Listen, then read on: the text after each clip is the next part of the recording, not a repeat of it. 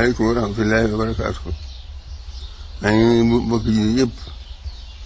mbokk Sénégal yëpp ñu mbokk léeg-léeg taal bi muy ay waxtaan ak nuyoo li gis na mooy fàttali bis bii kat may benn par safar fukki fan ak juróom-ñett la sëñ bi doon digle ku ko màggal ku ko màggal di ko màggal ci jaamu yàlla dañ ci teg ko ci sunna boo ñëwee day sunna kat dañ ko teg ci sunna sunna sallaahi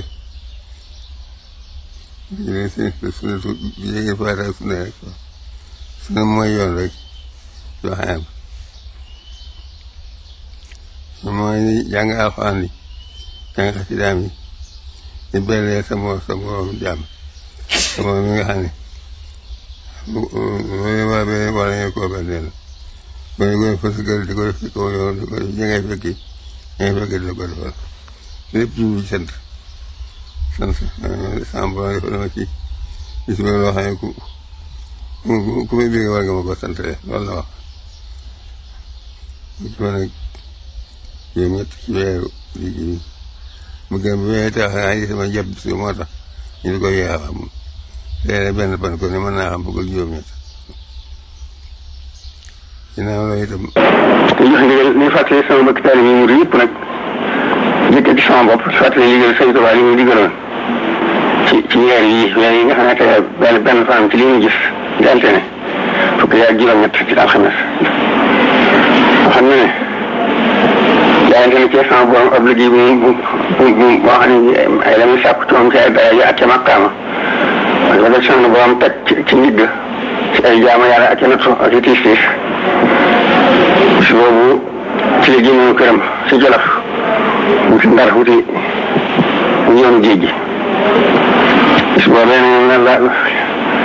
jaayante woon ak suuf boo xam lam ko ci tegoon bis bu ne bu diisee ci liin sa dana yees natt yooyu dana yees diisaay boo xam ne bii mooy raw ba ko jëkkoon bu ma lim juróom-ñaari at yi ci géej gi ak juróomi at yi si gànnaar juróomi at yi nekk ak Jolof ak njël bi am nekk njëriñam yëpp suba bu di ca rek nan lay mel